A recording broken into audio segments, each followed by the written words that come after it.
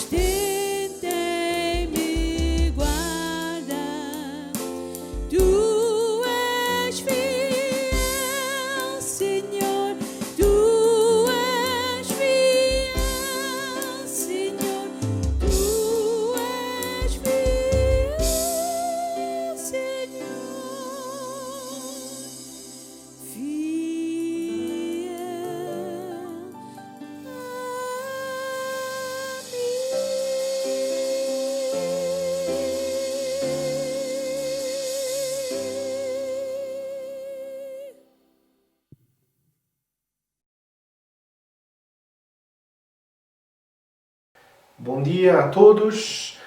Só queria compartilhar nesta manhã uns pensamentos sobre os dízimos e as ofertas que nós vamos preparar.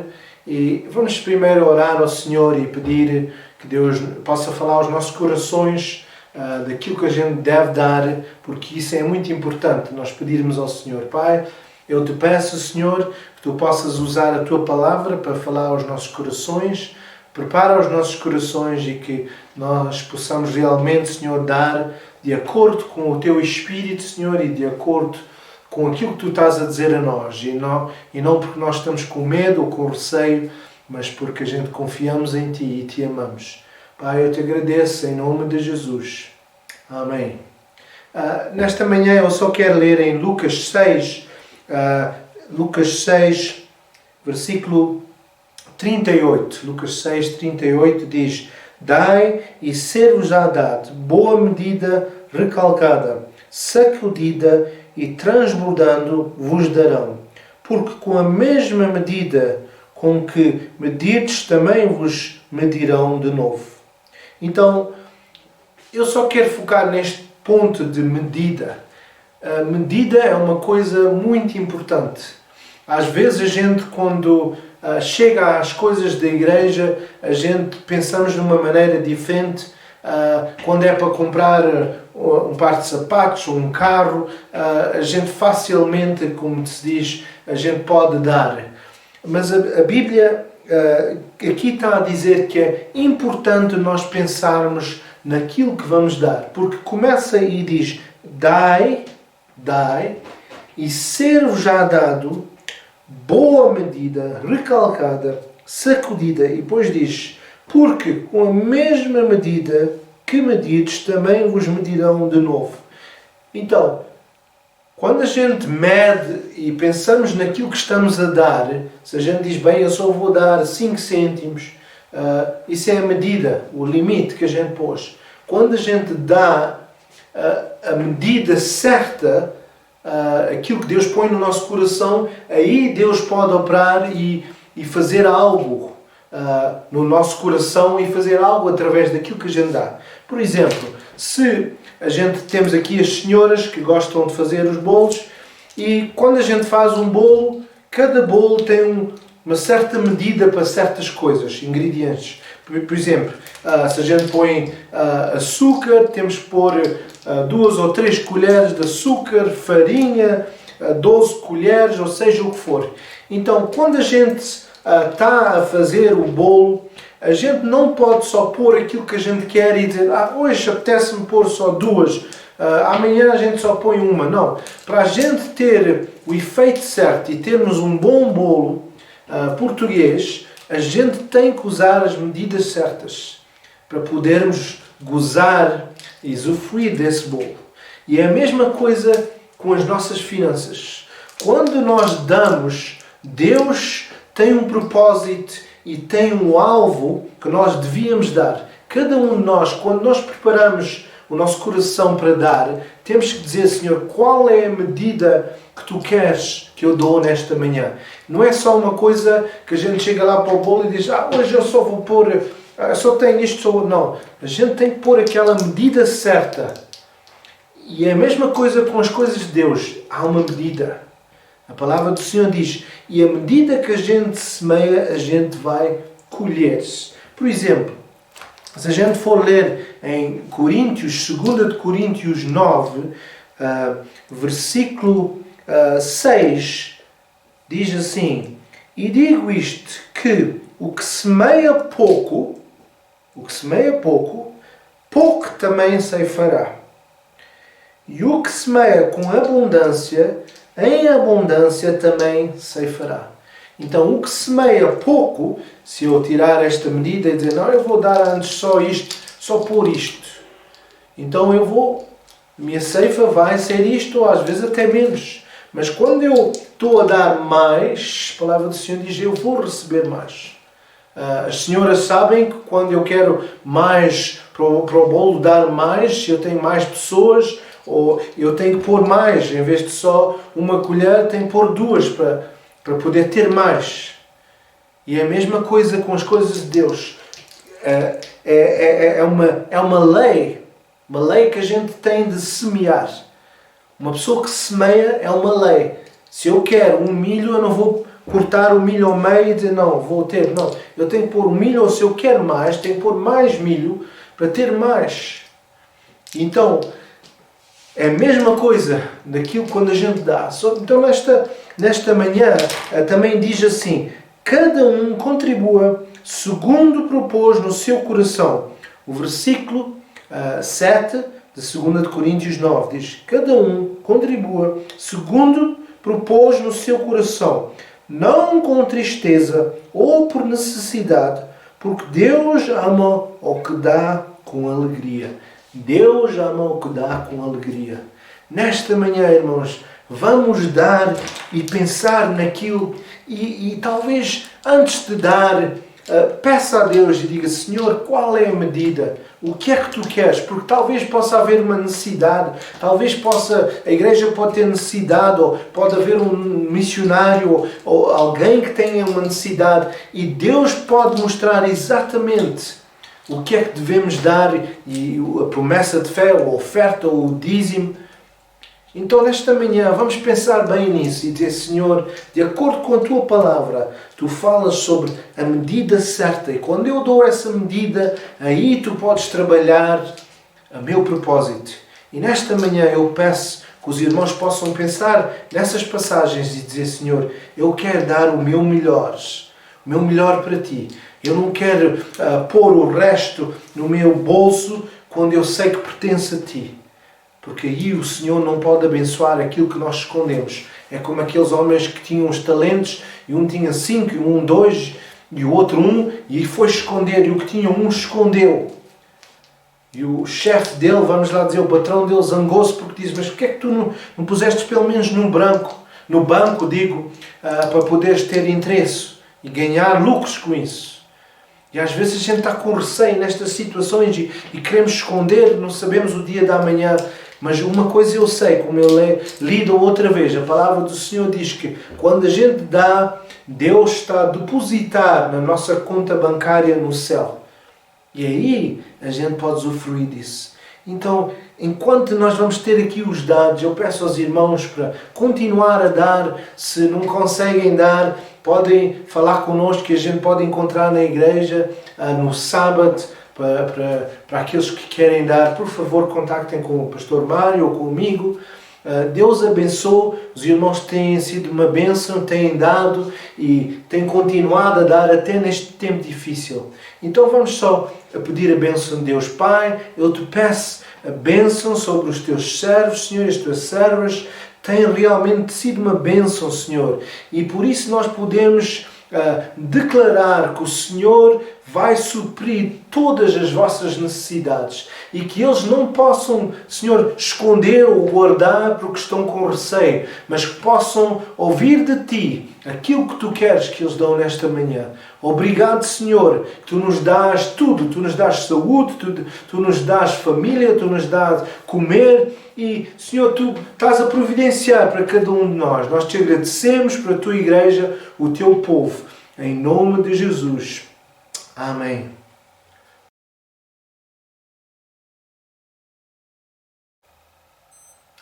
Bom dia, irmãos e irmãs. Obrigado por estarem aqui conosco nesta manhã. E, primeiramente, nós pedimos desculpa que não continuamos na igreja, mas, infelizmente, neste momento, agora o governo tem avisado na área de Joanesburgo que este vírus tem aumentado muito e há muitas pessoas que estão a ser contagiadas e até pessoas que nós conhecemos e pessoas que estão perto de nós, familiares. Então, para evitar mais pessoas serem contaminadas, nós tomamos a decisão para ter o culto outra vez live, embora que a gente ainda continue live, mas não vamos estar na igreja. E depois vamos avisar aos irmãos com antecedência quando é que a gente vai começar outra vez na igreja. Nesta manhã eu quero só ler uma situação de Jó. Jó estava a passar uma situação muito difícil e quando a gente olha para a nossa vida, talvez nós podemos aprender com Jó como é que nós devíamos talvez portarmos numa situação difícil. O título desta mensagem é Passando Tribulação com Adoração. Passando tribulação com adoração. Então, vamos ler no livro de Jó, Jó capítulo 1, começando no versículo 13. E sucedeu um dia em que seus filhos e suas filhas comiam e bebiam vinho na casa do seu irmão primogênito, que veio o mensageiro a Jó e lhe disse: os bois lavam e as jumentas pastiam junto a elas. E eis que deram sobre eles os sabeus e os tomaram, e os moços feriram ao fio da espada, e eu somente escapei para trazer a nova. E estando este ainda falando, veio outro e disse: Fogo de Deus caiu do céu e queimou as ovelhas e os moços e os consumiu. E só eu escapei para trazer a nova. E estando ainda este falando, veio outro e disse: Ordenando os caldeus, 3 bandos deram sobre os camelos e os tomaram. E os moços feriram ao fio da espada, e só eu escapei para trazer a nova. E estando ainda este falando, veio outro e disse: Estando teus filhos e os teus filhos comendo e bebendo vinho em casa do seu irmão primogênito, eis que um grande vento sobreveio de além do deserto e deu nos 4 cantos da casa, a qual caiu sobre os jovens e morreram, e só eu escapei para te trazer a nova. Então Jó se levantou, rasgou o seu manto e rapou a sua cabeça e se lançou em terra e adorou.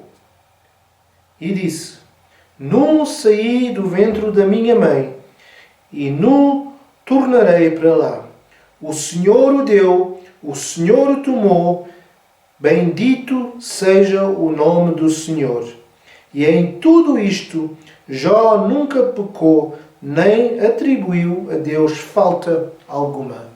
Irmãos, isto é uma passagem maravilhosa que nós vimos que num dia, só num dia, Jó basicamente perdeu tudo, menos a sua esposa.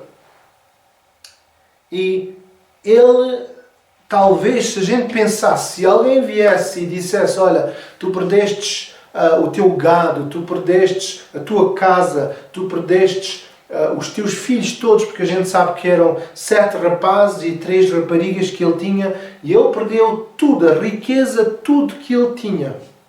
E eu sei que talvez muitos de nós passamos por certas situações e tribulações que nunca comparou com aquilo que Jó estava a passar.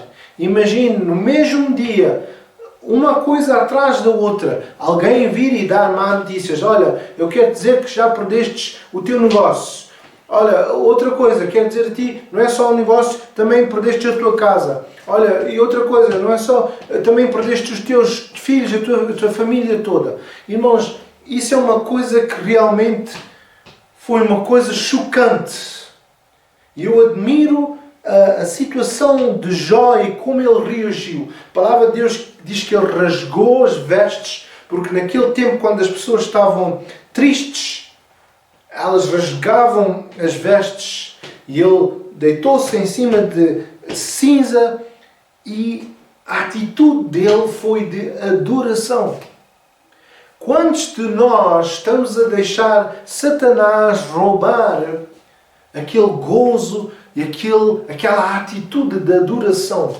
Porque estamos a sofrer, estamos a passar pelo Covid, estamos a passar por tantas coisas financeiras, familiares, e a gente começamos a olhar para estas situações.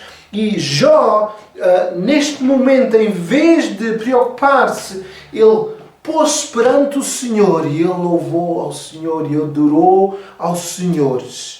E ele disse: bendito seja o nome do Senhor. Eu quero encorajar aos irmãos e as irmãs nestas situações que a gente está a passar difíceis, que há ataques deste lado e ataques daquele lado, e o inimigo parece que está furioso e quer realmente agarrar mais e mais pessoas para irem para o inferno com ele e queimarem no lago do fogo, porque ele está realmente solto e a fazer coisas que a gente fica pasmado a olhar e a ver como é que isto está a acontecer. E hoje em dia ele está a trazer o medo, o temor, e todas as pessoas estão a olhar para o lado direito, ao lado esquerdo, e parece que não há solução.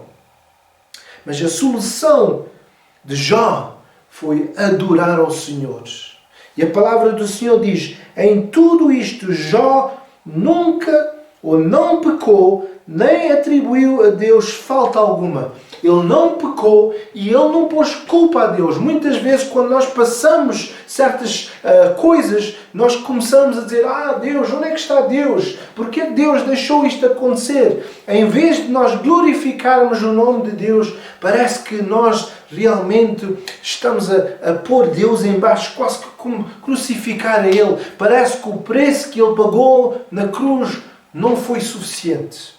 E aí, o que a gente está a fazer realmente é adorar a Satanás. Porque há só dois mundos. É Deus e Satanás. Quando nós não estamos a adorar a Deus e estamos a adorar a doença ou o inimigo, é isso que a gente está a fazer.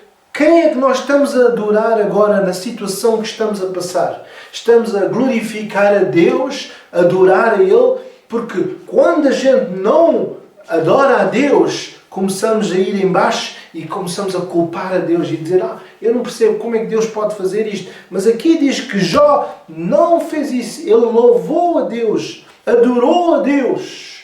E ele tinha perdido a família toda. E para nós, muitas vezes os portugueses, não só os portugueses, mas a família é uma coisa importante. Imagine ter essa notícia, todas essas más notícias no mesmo dia. E ele começou a adorar a Deus. E eu quero encorajar os irmãos e as irmãs a adorar a Deus. Porque isso é quase como nós darmos uma chapada, uma bufetada na cara do inimigo e dizer: olha, tu estás a trazer estas coisas todas, mas eu escolho adorar a meu Deus.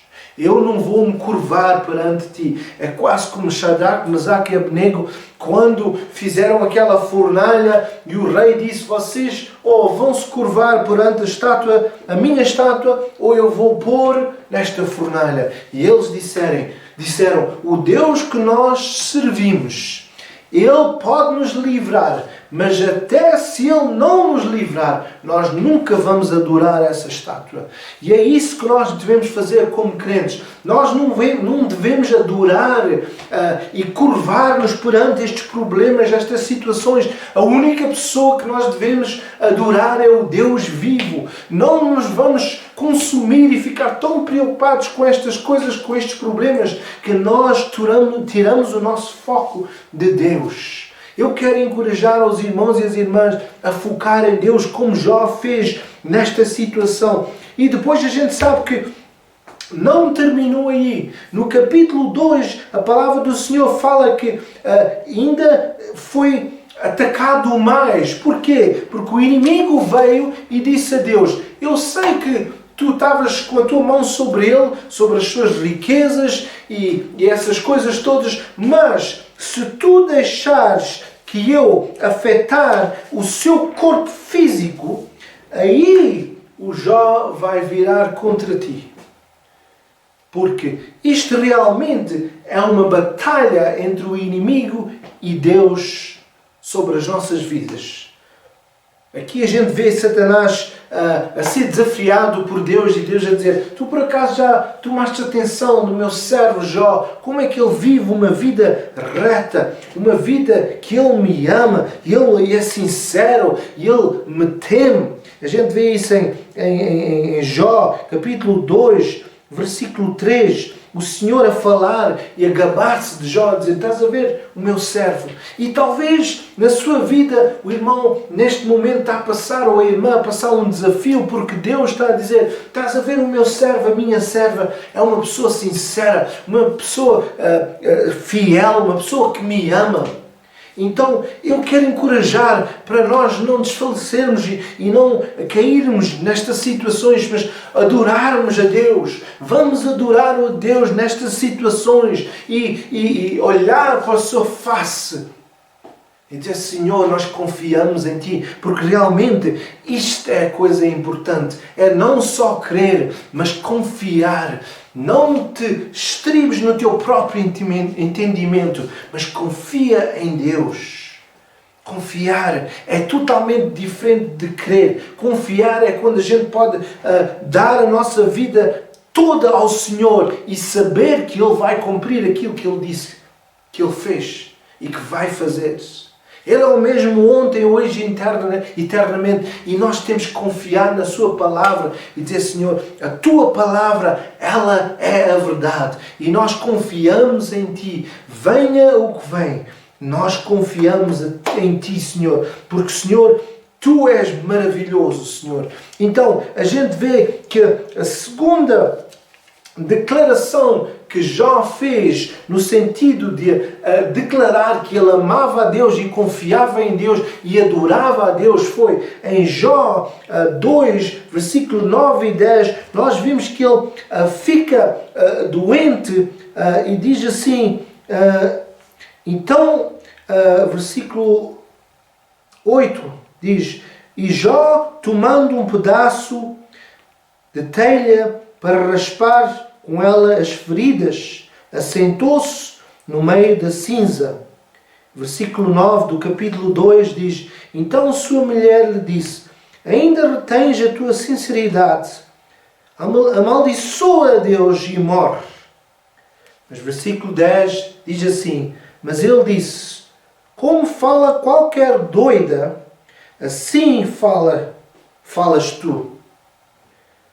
Receberemos o bem de Deus e não receberemos o mal? Em tudo isto não pecou Jó com os seus lábios.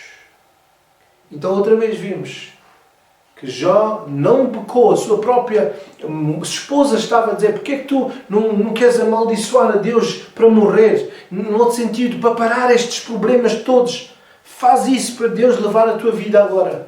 Mas Jó decidiu que não queria fazer isso. Que ele continuava a louvar a Deus.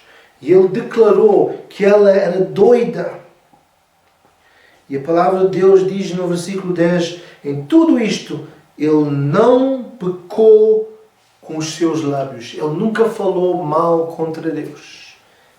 A terceira coisa que nós podemos ver, e talvez antes disso, vamos ver em Jó 7, versículo 5, só para vermos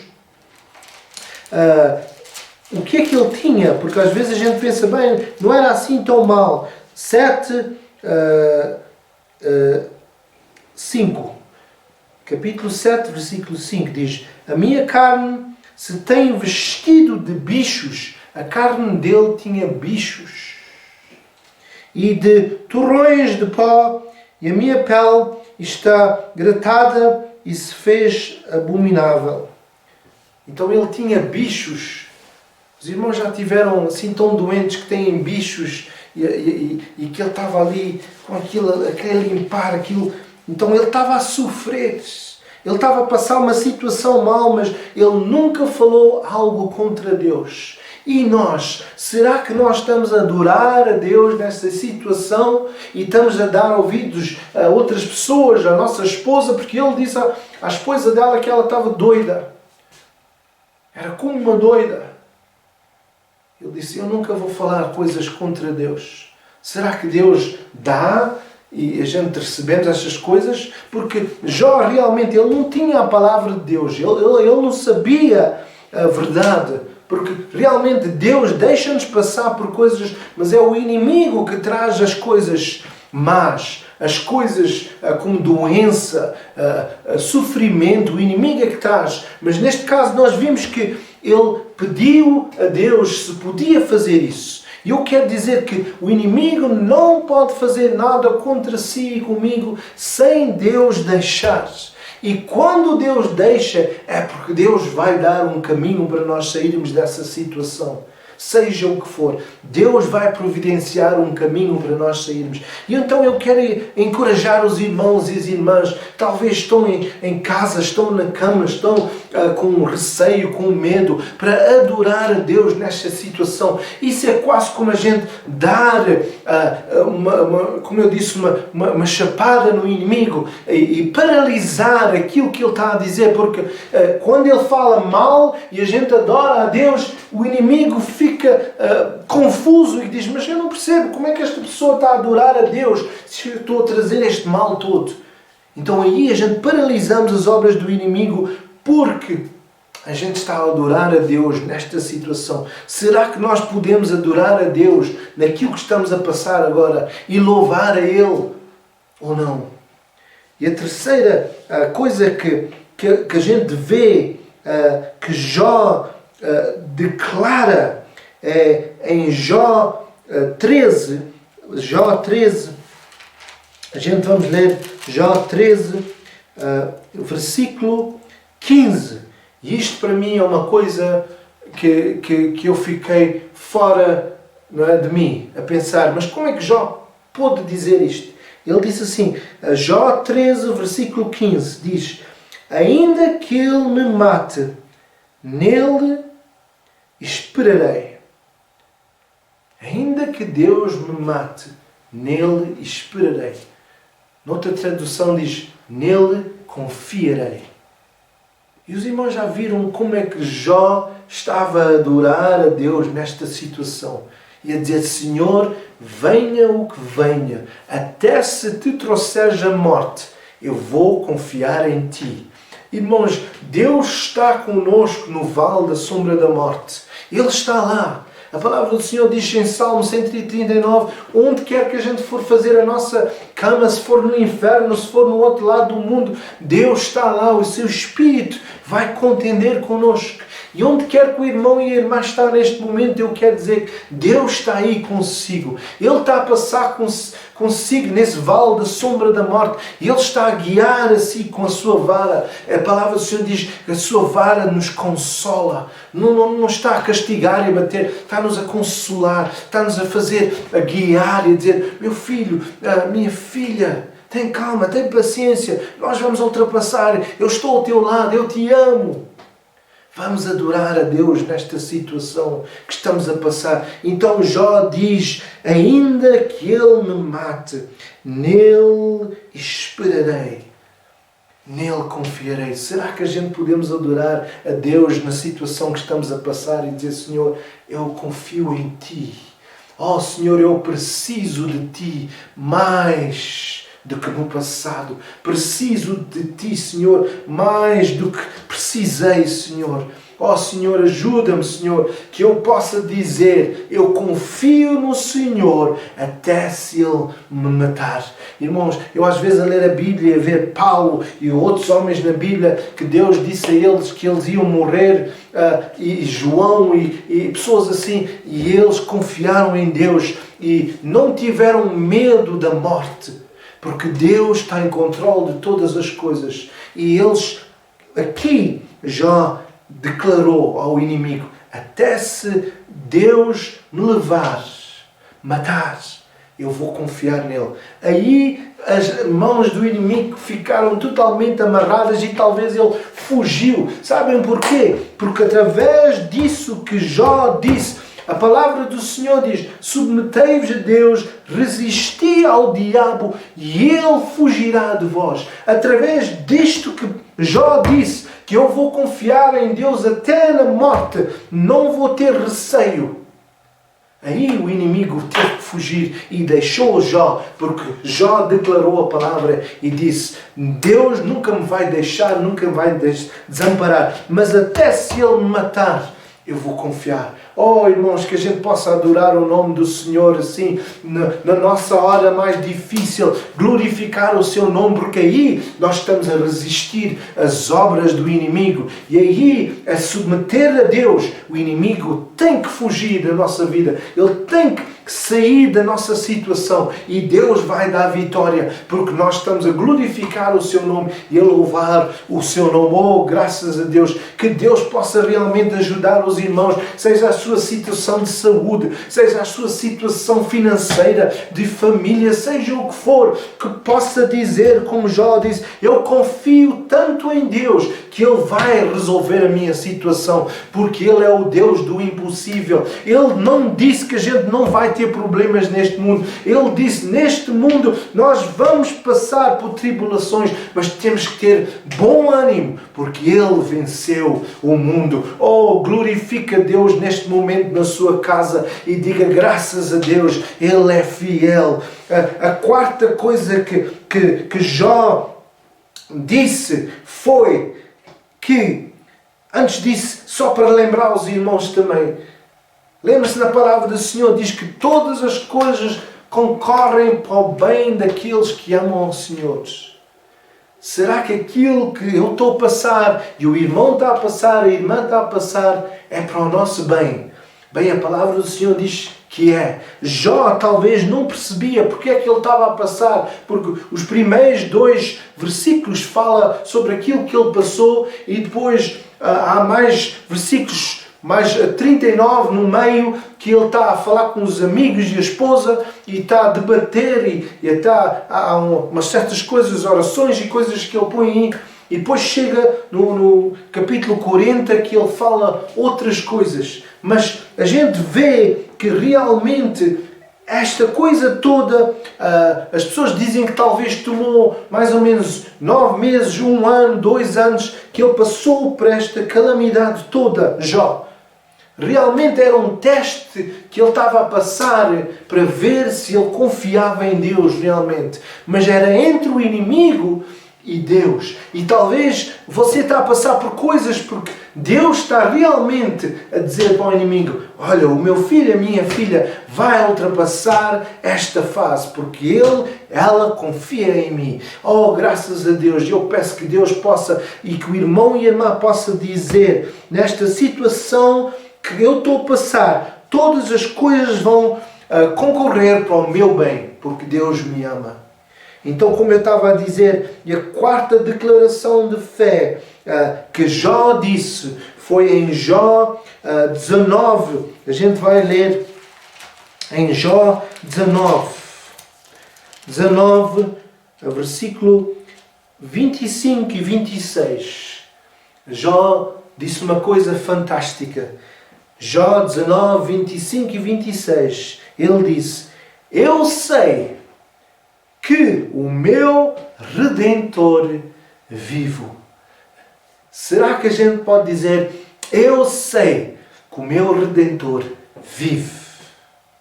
E depois ele diz: e que por fim se levantará sobre a terra, e depois de consumida a minha pele, ainda em minha carne verei a Deus.